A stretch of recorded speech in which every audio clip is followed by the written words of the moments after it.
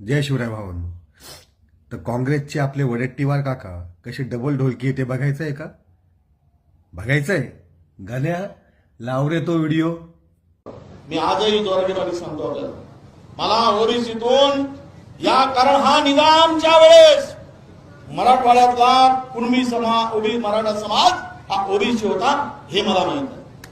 हे मला माहित आहे. पण 2 महिन्यापूर्वी जो मिटिंग घेतली होती, 2 महिन्यापूर्वी 3 महिन्या 4 महिन्याच्या पूर्वी मुख्यमंत्र्यांच्या उपस्थितीमध्ये जी बैठक झाली आणि त्या बैठकीमधला मसुदा काय ठरला, त्याचा टीओआर काय ठरला, टर्म ऑफ रेफरन्स काय ठरला, की ज्या वेळेस तुमची मागणी आली की कुणबी म्हणून ओबीसीना आरक्षण देण्याची, त्यावेळेसचे दाखले मागितले गेले, त्यावेळेसचे पुरावे मागितले गेले.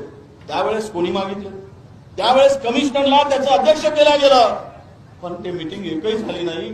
4 महिन्यात एकही मीटिंग झाली नाही हे आपल्या सगळ्यांना माहित आहे. माझी इच्छा आहे, माझी भूमिका मी मांडण्यासाठी आलो.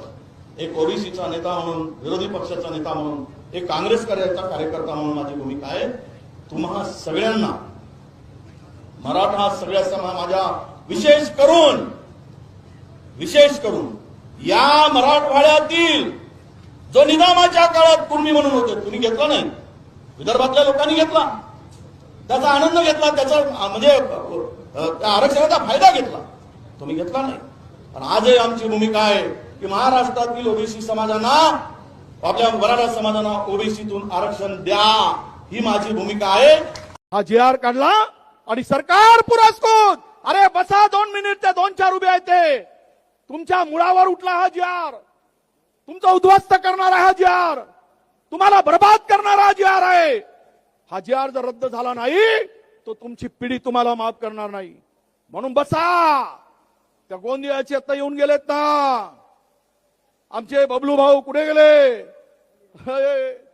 जेवढ्या पोलीस भरती झाल्या त्यात गोंदियाचा एकही नाही. पूर्ण मराठवाड्यातून ओबीसीच्या ठिकाणी तुम्हाला काही नाही. आता महायुतीचं सरकार, मुख्यमंत्री आणि 2 उपमुख्यमंत्री तुमच्या हातात घंटा देणार आहेत आणि ओबीसीनो घंटा हलवत बसा म्हणणार आहे.